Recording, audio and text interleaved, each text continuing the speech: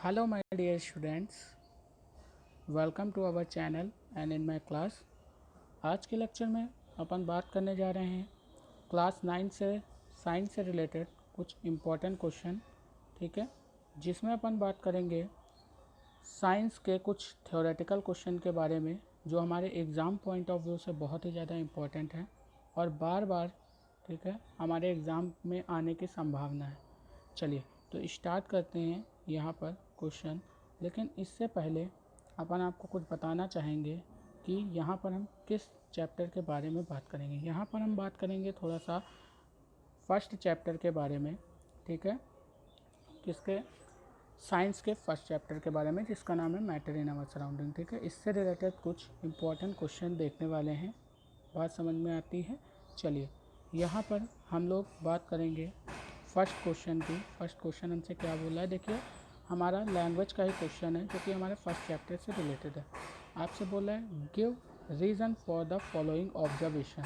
आपसे बोला है, आपको एक ऑब्जर्वेशन दी हुई है जिससे आपको क्या करना है, कुछ मतलब कि इसका रीज़न देना है, ठीक है। चलिए तो आपसे बोला the smell of hot sizzling food reach your survival meter away but to get the smell from cold food you have to go close, ठीक है। आपसे क्या बोल रहा है कि जो आपके गर्म खाने की खुशबू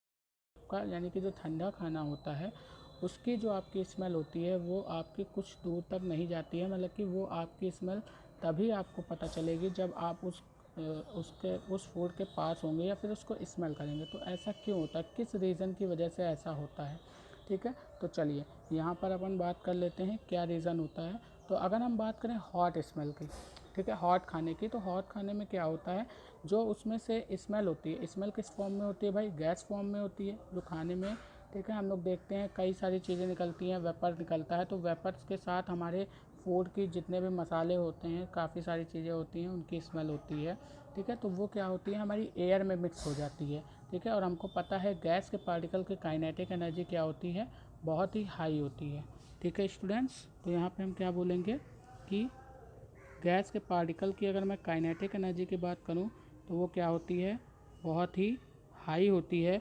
और हाई होने की वजह से, ठीक है, यहाँ पर क्या होता है, जो हॉट, ठीक है, जो हमारा हॉट फूड होता है उसकी स्मेल काफ़ी दूर तक जाती है।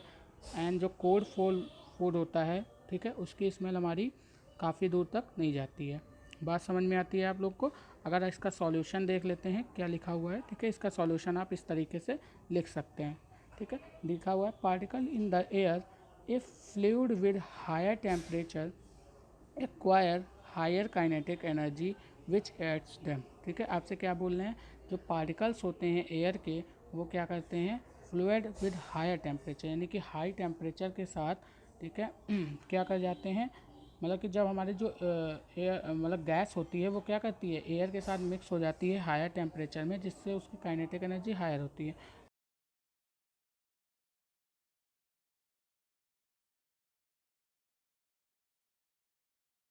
At distance for survival metre, ठीक है, बात समझ में आती है। चलिए बढ़ते हैं नेक्स्ट क्वेश्चन की तरफ। अब यहाँ से देखिए आपसे बोल रहा है a diver is able to cut through the water in swimming pool which property of matter does this observe show, ठीक है। आपसे बोल रहा है एक गोताखोर है जो स्विमिंग पूल में क्या करता है, ठीक है, स्विमिंग करता है। तो आपसे बोल रहा है वो वाटर को कट करता है, ठीक है, वो क्या करता है, वाटर को कट करने में सक्षम होता है, यानी कि जब वो स्विम करता है तो अपने पास से वाटर को क्या करता है, हटाने की कोशिश करता है ना। तो जब हटाता है तो वो आगे जाता है, तो यानी कि जो वाटर का, ठीक है, हम बोलेंगे वो वाटर को कट करने में क्या होता है, सक्षम होता है। तो कौन सी मैटर की ऐसी प्रॉपर्टी होती है जिससे डाइवर क्या कर पाता है, वाटर को कट करता हुआ आगे बढ़ता है। बात समझ में आ रही है। तो हमको वो ऑब्जर्वेशन बताना है। चलिए इसका सॉल्यूशन देख लेते हैं अपन, सॉल्यूशन क्या है, ठीक है, इसका सॉल्यूशन देख लेते हैं। सॉल्यूशन बोल रहा है द ड्राइवर इज़ एबल, ठीक है, to easily cut through the water in the swimming pool because of the weak forces of attraction between water molecules is is this property of water attribute to easy diving. ठीक है, जो driver होता है वो इस वजह से इसको कट पड़ पा, मतलब कि इसमें रीज़न देखिए क्या लिखा हुआ है। रीज़न लिखा हुआ है कि जो हमारा वाटर मॉलिक्यूल है, ठीक है, उनके बीच में जो एट्रैक्शन फोर्स होता है, आपको मैंने बताया था चैप्टर में कि जो एट्रैक्शन फोर्स होता है, ठीक है, एट्रैक्शन फोर्स जो होता है किसके बीच का, वाटर मॉलिक्यूल के बीच का, ठीक है, वो लेस देन होता है किससे, सॉलिड। ठीक है, लेस देन सॉलिड होता है। यहाँ से हम लिख सकते हैं एट्रैक्शन फोर्स ऑफ लिक्विड। मैं यहाँ पे थोड़ा सा, ठीक है, शॉर्ट में लिख रहा हूँ। अट्रैक्शन फोर्स ऑफ लिक्विड कम होता है किससे, सॉलिड से। तो हम यहाँ से क्या बोलेंगे, इसकी यही प्रॉपर्टी होती है जिसकी वजह से वो क्या कर पाता है, उस पर अपने, हम लोग अगर उस पर मतलब कि बाहर की तरफ से कोई फोर्स लगाते हैं तो क्या होते हैं, उनके मॉलिक्यूल्स में, ठीक है, इफेक्ट पड़ता है। यानी उनके मॉलिक्यूल्स का जो, अगर हम लोग कोई बाहर से प्रेशर डालते हैं या फिर उनको बाहर से क्या करते हैं, एक्सटेंड करते हैं, तो उनके मॉलिक्यूल्स क्या हो जाते हैं, मतलब कि दूर दूर हो जाते हैं, क्योंकि इनके बीच में क्या होता है, अट्रैक्शन फोर्स कम होता है। बात समझ में आती है। तो ये हो गया आपका इस क्वेश्चन का सॉल्यूशन। तो आपको पता है ये लैंग्वेज वाले सॉल्यूशन इस तरीके से होंगे। ठीक है, इनकी लैंग्वेज मैंने लिख दी है, आप इस तरीके से इसको लिख सकते हैं। ओके, चलिए नेक्स्ट क्वेश्चन देखते हैं इसका। नेक्स्ट क्वेश्चन बोल रहा है liquid generally have a lower density than solid but you must have observed that ice float on the water, find out why। आपसे बोल रहा है कि जनरली अगर हम देखें तो लिक्विड की डेंसिटी जो होती है वो सॉलिड से क्या होती है, कम होती है, बट हमारी जो आइस है वो तो वाटर के ऊपर फ्लोट करती है। आपने देखा है जब आप किसी ग्लास में वाटर को लेते हैं, ठीक है, और उसमें आइस के छोटे छोटे क्यूब डालते हैं, तो वो वहाँ पे क्या होता है कि जो आइस होती है वो हमारी फ्लूइड, मतलब कि जो हमारा वाटर है उसके ऊपर फ्लोट करती है। तो भैया आइस तो क्या होती है, सॉलिड फॉर्म में, हमको पता है, लेकिन फिर भी वो वाटर के ऊपर फ्लो होती है। जबकि हमको पता है कि सॉलिड जो होते हैं उनकी डेंसिटी हाई होती है एज़ कम्पेयर टू लिक्विड। ठीक है, ये हम जनरली बात जानते हैं। लेकिन यहाँ पे क्या होता है, जो आइस होती है, ठीक है, इसकी प्रॉपर्टी क्या होती है, इसकी जो डेंसिटी होती है, अब इसका सॉल्यूशन देखते हैं। इसकी जो डेंसिटी होती है वो लेस देन होती है डेंसिटी ऑफ वाटर। ठीक है, तो इसी कारण क्या होता है, जो आइस होता है वो क्या कर जाती है, हमारी मूव कर, मतलब कि इसके ऊपर फ्लोट करती है, किसके ऊपर, वाटर के ऊपर। ठीक है, तो यहाँ पे हम लोग क्या बोलेंगे कि आइस की जो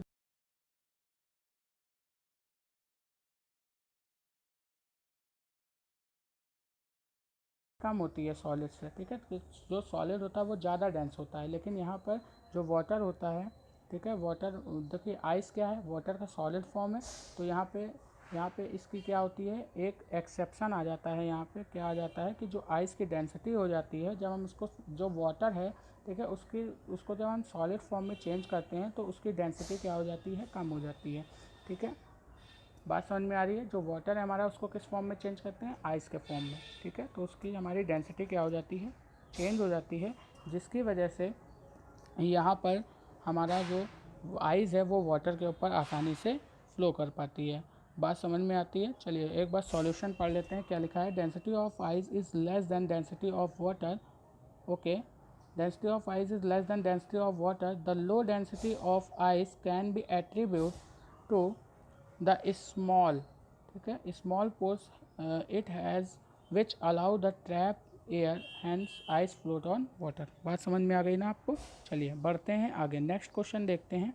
नेक्स्ट क्वेश्चन आपसे बोल रहा है, देखिए क्या बोल रहा है, to make a saturated solution. आपको अब एक सैचुरेटेड सॉल्यूशन बनाना है।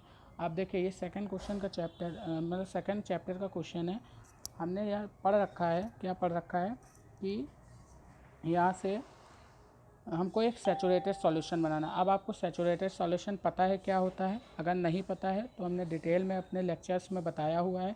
ठीक है, आप हमारे साइंस का लेक्चर देख सकते हैं हमारे चैनल पे जाके। ठीक है, क्लास 9 का चैप्टर। तो यहाँ पे हमने बताना है कि हमको एक सैचुरेटेड सॉल्यूशन बनाना है। ठीक है, 36 ग्राम ऑफ वाटर। ठीक है, हमने एक सैचुरेटेड सॉल्यूशन बनाया है जिसमें 36 ग्राम सोडियम क्लोराइड डिजॉल्व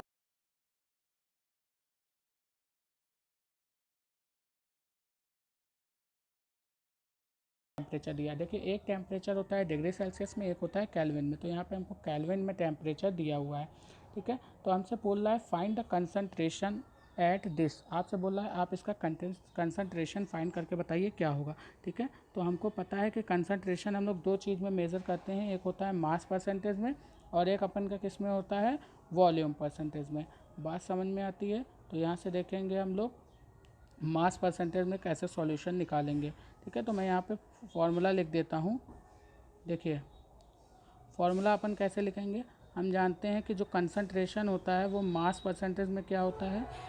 ठीक है, मास परसेंटेज में जो इसका कंसंट्रेशन होता है वो होता है हमारा मास ऑफ, मैं थोड़ा सा शॉर्ट में लिखूँगा, मास ऑफ, ठीक है, solute, mass of solute upon mass of solution, mass of solution into में 100। ठीक है, क्योंकि मैं इसको थोड़ा सा और अच्छे से लिखता हूँ। देखिए यहाँ पे लिखा हुआ है हमारा इस तरीके से, मास परसेंटेज, ठीक है, mass percentage is equal to mass of solute, mass of solute, ठीक है, अपॉन मास ऑफ सॉल्यूशन। यहाँ से मैं इसको शॉर्ट फॉर्म में लिख रहा हूँ। ठीक है, मास ऑफ सॉल्यूशन, यहाँ से m लिख दे रहा हूँ, मास ऑफ सॉल्यूशन इनटू में क्या होता है, 100 होता है। ठीक है, ये होता है हमारा मास परसेंटेज का फॉर्मूला, जो कि किसमें होता है भैया, कंसंट्रेशन होता है। ठीक है, मास परसेंटेज के फॉर्म में। लेकिन यही अगर हमको वॉल्यूम परसेंटेज दिया होता, यहाँ पे अगर वॉल्यूम फॉर्मूला क्या होता है, तो यहाँ से जानते हैं वॉल्यूम परसेंटेज। ठीक है, ध्यान से देखते हैं, यहाँ पे देखिए वॉल्यूम परसेंटेज जो होता है वो बराबर होता है मास और सॉरी वॉल्यूम ऑफ, यहाँ पे लिखेंगे इस तरीके से, volume percentage is equal to volume of solute, ठीक है, upon volume of solution into में 100। ठीक है, ये होता है हमारा किसका, वॉल्यूम परसेंटेज का फॉर्मूला। इससे हम लोग क्या करते हैं, अगर हमको वॉल्यूम दिया हो तो हम लोग कैसे सॉल्यूशन का कंसंट्रेशन फाइंड करेंगे, ये अपन ने देखा। और अगर अपन को क्या दिया हो, मास दिया हो, तो किस तरीके से हम लोग उसका कंसंट्रेशन फाइंड करेंगे। ओके, चलिए, तो यहाँ पे हमको क्या दिया है, गिवन है मास किसका, सॉल्यूट का एंड सॉल्वेंट का। अब आपको पता है सॉल्यूट और सॉल्वेंट क्या होते हैं। सबसे पहले आपको देखिए यहाँ पे सॉल्यूट और सॉल्वेंट गिवन नहीं है, आपको क्या है, नेम गिवन है। भैया 36 ग्राम ऑफ सोडियम क्लोराइड है जो डिजॉल्व है 100 ग्राम ऑफ वाटर में। तो आपको एक डेफिनेशन पता होगी सॉल्यूट एंड सॉल्वेंट की। सॉल्यूट क्या होते हैं, जिनको डिजॉल्व किया जाता है। आप लोग ध्यान से समझिएगा, सॉल्यूट क्या होते हैं भाई साहब, जिनको डिज़ोल्व किया जाता है। या हम बोलेंगे इस तरीके से कि जो क्वांटिटी, जो हमारा सॉल्यूशन में हाई मतलब कि हाई क्वांटिटी में होगा, या फिर बोलेंगे लार्ज क्वांटिटी में होगा। तो हम बात करेंगे जो हमारा लार्ज क्वांटिटी में होगा। ठीक है, लार्ज क्वांटिटी में जो होगा वो होगा हमारा सॉल्वेंट, ये अपन जानते हैं, हमने लेक्चर में पढ़ रखा है पीछे। ठीक है, और जो लेस क्वांटिटी में होगा, जो लेस क्वांटिटी में होगा वो हमारा होगा सॉल्यूट। ठीक है, ये अपन जानते हैं। और एक डेफिनेशन अपन क्या जानते हैं, जिसको डिज़ोल्व किया जाता है, जिसको डिज़ोल्व किया जाता है वो हमारा सॉल्यूट होता है, और जिसमें डिज़ोल्व किया जाता है वो हमारा सॉल्वेंट होता है। बात समझ में आती है। चलिए, तो अगर मैं इस क्वेश्चन की बात करूं, इस क्वेश्चन के सॉल्यूशन की बात करते हैं अपन, चलिए देख लेते हैं।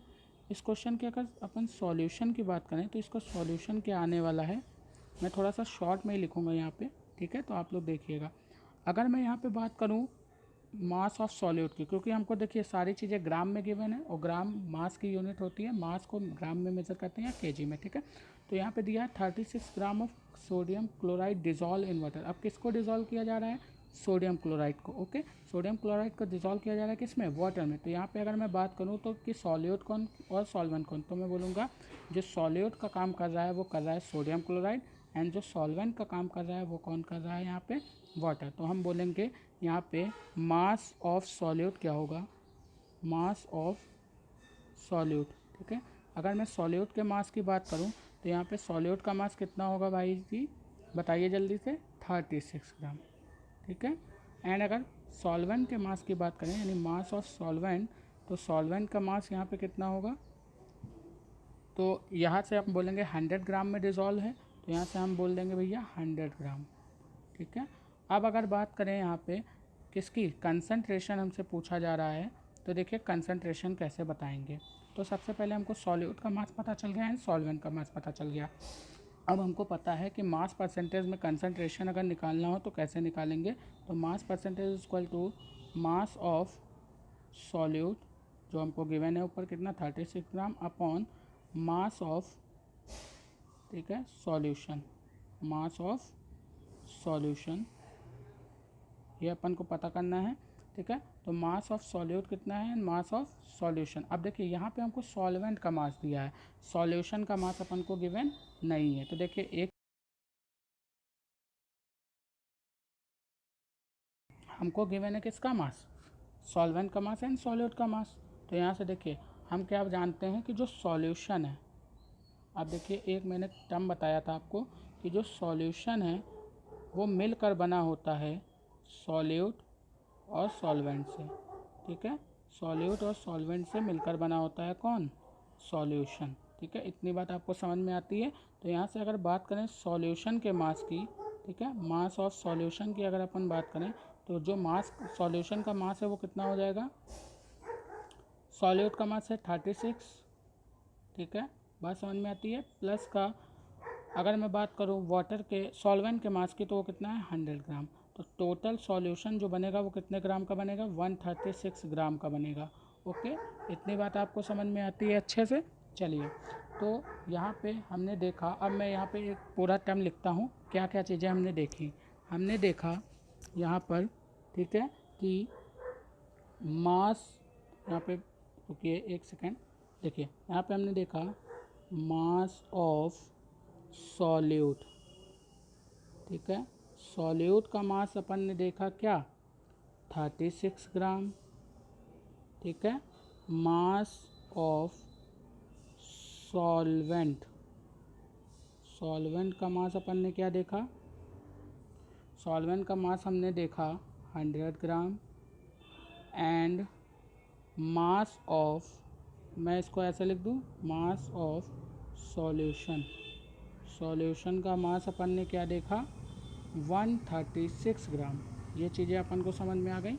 अब देखिए हमको निकालना है मास परसेंटेज। तो मास परसेंटेज इक्वल टू होता है मास ऑफ सॉल्यूट, सॉल्यूट का मास कितना है 36, अपॉन मास ऑफ सॉल्यूशन कितना है 136, इनटू में क्या करते थे 100 करते थे। ये हमारा आ जाता था कंसंट्रेशन। ठीक है, तो आप लोग इस वैल्यू को सॉल्व करेंगे और यहाँ से कैलकुलेट कर लेंगे कंसंट्रेशन ऑफ अ सॉल्यूशन, वो भी किसके टर्म में, मास परसेंटेज के टर्म में। ओके, तो इतनी बात आपको समझ में आती है। ये आपको जो 293 केल्विन दिया है, इस पे बता रहा है इस टेम्परेचर पे हमारा सैचुरेटेड सॉल्यूशन बनता है। ओके स्टूडेंट्स, इतनी बात आपको समझ में आ गई। चलिए, तो यहाँ पे ये हमारा क्वेश्चन हो गया। तो इस तरीके से आप सॉल्यूशन को सॉल्व करके वैल्यू फाइंड कर सकते हैं। ओके, चलिए स्टूडेंट्स, नेक्स्ट हमसे क्वेश्चन बोल रहा है right the chemical formula of following. अब देखिए आपको कुछ नेमिंग दिए हुए हैं, नेम दिए हुए हैं, ठीक है, कंपाउंड के। आपको क्या करना है, उनका केमिकल फार्मूला लिखना है। ठीक है, कि केमिकल रिप्रेजेंटेशन उनका क्या होगा। चलिए, अगर अपन बात करें मैग्नीशियम क्लोराइड की, ठीक है, तो मैग्नीशियम क्लोराइड का जो फार्मूला होता है, अब देखिए मैग्नीशियम को अपन रिप्रेजेंट करते हैं Mg से, ये तो अपन को गिवन है, पता है। ठीक है, अब देखिए यहाँ पर अगर क्लोराइड की बात करें तो क्लोरीन को रिप्रेजेंट करते हैं किससे, Cl से। ठीक है, तो जो इसका फॉर्मूला हो जाएगा वो हो जाएगा MgCl2। ठीक है, ये किसका फॉर्मूला हो गया हमारा, मैग्नीशियम क्लोराइड का। ठीक है, किसका हो गया, मैग्नीशियम क्लोराइड का। अगर इसी तरीके से बात करें अपन कैल्शियम क्लोराइड, कैल्शियम ऑक्साइड की, तो कैल्शियम का जो होता है रिप्रेजेंटेशन वो Ca होता है, एंड ऑक्साइड को O से रिप्रेजेंट करते हैं, ऑक्सीजन को, तो CaO। ये हो गया कैल्शियम ऑक्साइड। अब अगर बात करें कॉपर नाइट्रेट की, ठीक है, तो यहाँ पर कॉपर नाइट्रेट का फॉर्मूला क्या होता है वो देखते हैं। तो कॉपर को डिनोट करते हैं Cu से। ठीक है, बात समझ में आ रही है। अब देखिए जो कॉपर नाइट्रेट का फॉर्मूला होता है वो क्या होता है। ठीक है, तो यहाँ पे अगर नाइट्रेट की बात करें तो यहाँ पे नाइट्रेट को किससे डिनोट करते हैं, NO2 का, सॉरी NO3 का होल ट्वाइस। ठीक है, ये होता है हमारा किसका फॉर्मूला, कॉपर नाइट्रेट का फॉर्मूला। इसी तरीके से बात करें अब एल्युमिनियम क्लोराइड के फॉर्मूले की। ठीक है, तो एल्युमिनियम क्लोराइड के फॉर्मूले की बात करें तो ये होता है AlCl3। ठीक है, क्योंकि एल्युमिनियम को डिनोट करते हैं Al से एंड क्लोरीन को Cl से, और इसका फॉर्मूला जो आता है वो आता है AlCl3। ओके, अब अगर बात करें कैल्शियम कार्बोनेट की, तो कैल्शियम कार्बोनेट का फॉर्मूला होता है CaCO3। ओके, तो ये हमारे कुछ फॉर्मूले थे। ठीक है, जिनको हमको केमिकल रिप्रेजेंटेशन में दिखाना था। बात समझ में, इनका केमिकल रिप्रेजेंटेशन दिखाना था कि किस तरीके से हम इनको शोज करते हैं। बात समझ में आ गई। चलिए, तो आज के लिए बस इतने ही क्वेश्चन रहने देते हैं स्टूडेंट्स। ठीक है, बात समझ में आ गई ना आपको अच्छे से। चलिए, तो हमने क्या क्या चीज़ें देखी आज, कुछ लैंग्वेज क्वेश्चन देखे, और हमने कुछ एक सैचुरेटेड सॉल्यूशन का बेहतरीन क्वेश्चन किया। फिर हमने देखा यहाँ पर, ठीक है, कुछ कंपाउंड के केमिकल रिप्रेजेंटेशन यानी केमिकल फार्मूला कि क्या क्या इनका केमिकल फार्मूला होता है। ठीक है, तो आज के लिए बस इतना ही रहने देते हैं, बाकी मिलते हैं नेक्स्ट लेक्चर में। तब तक के लिए best of luck, bye bye students.